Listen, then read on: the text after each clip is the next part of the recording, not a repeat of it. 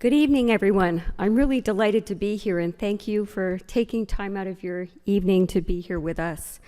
My name is Alison Blay-Palmer. As Jennifer said, I'm a professor in geography and environmental studies at Wilfrid Laurier University, and I also hold the chair in food, biodiversity, and sustainability studies. I'm really excited to be here to talk to you about animals in the food system. And as we begin, I would like to acknowledge that where I work in Waterloo is located on the shared traditional territory of the neutral Anishinaabe and Haudenosaunee peoples. This land is part of the Dish with One Spoon Treaty between the Haudenosaunee and Anishinaabe peoples that symbolizes the agreement to share, protect resources, and not to engage in conflict. The principles, as I learned from an Oneida elder, are to only take what you need, leave enough for others, and clean the dish. These principles guide how I try to live my life and my work as a food scholar, and I hope can inform what you do as well. So I've been asked to provide some facts about the food system so that we can sort of lay the table, as it were, for the evening. So here goes. Industrial meat production is part of a gathering momentum over the last decades to globalize our food supply chains. This global industrial food system is not doing what we expected it to do.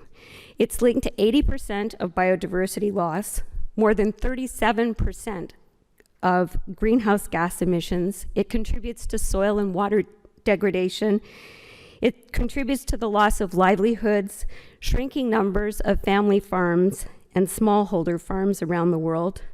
It erodes national autonomy and over food systems and it increases corporate control, and it also feeds into the ravages of war, displacement, and colonization. As of 2025, about 2.3 billion people globally were estimated to have been moderately or severely food insecure, with about 26 billion unable to eat a healthy diet. Food insecurity happens everywhere. Here in Canada, more than 25%, so about 10 million people, live with food insecurity as of 2024.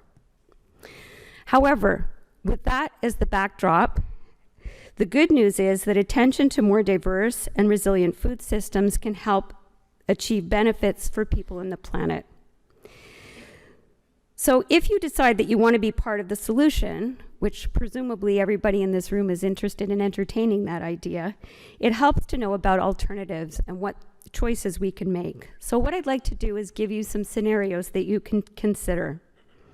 First, let's think about an industrial, large-scale animal operation where there are tens of thousands of animals living in very close quarters, fed antibiotics, eating food grown on land that was cleared, probably clear-cut for corn, and creating slurries of waste.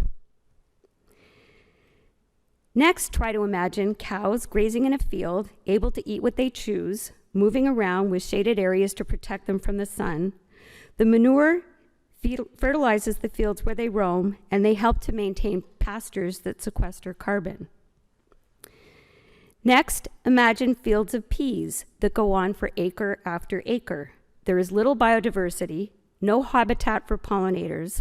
Fossil fuel inputs are used to grow the peas, and these are then processed using sophisticated chemical processes to break down proteins and other components so they're edible as plant-based meat products, often shipped long distances as part of global supply chains. Now imagine this, and I'm painting you a picture of a farm I visited in Brazil. You're in the Atlantic forest of Brazil, where the climate is temperate, on a family farm using traditional, locally adapted farming practices passed down through generations. Here, the shadow from the leaves dapples the ground, letting enough light for erva mate tea trees to grow, and where chickens and pigs forage. The family has a garden to provide themselves and their neighbors with diverse, nutritious, culturally appropriate food. Farmers save their seeds and trade them with others in the region. To keep costs down and use resources at hand, manure from the chickens and pigs feeds the soil as they roam free on the farm. The farmer is part of a co-op initiative to market their shade-grown erva mate to regional markets and fair trade markets beyond. The farm is diverse, the soil is rich, and the water is clean.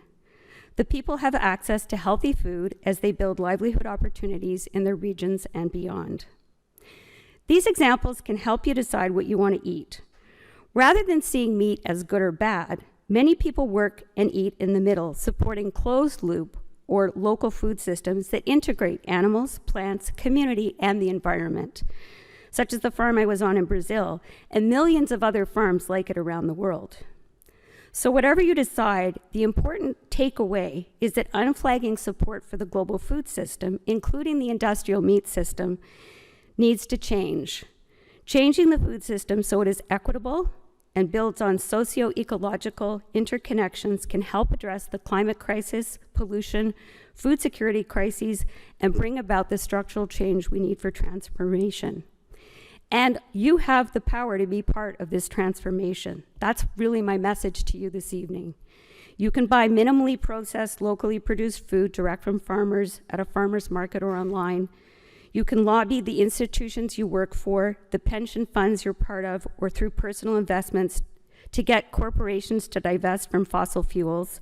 You can ask your government representatives to support ecological family farm producers and fair co-ops along the food chain through public procurement, such as through school food programs that buy food from local farms like they have in Brazil, Kenya, and many other countries. Simply put, the message is this: support food systems that are less dependent on fossil fuels, promote biodiverse farming, and support equitable access to healthy food for everyone. If you want to eat meat, be informed and do the best you can for your health and the well-being of the planet. Thanks for listening, and I look forward to talking to you afterwards.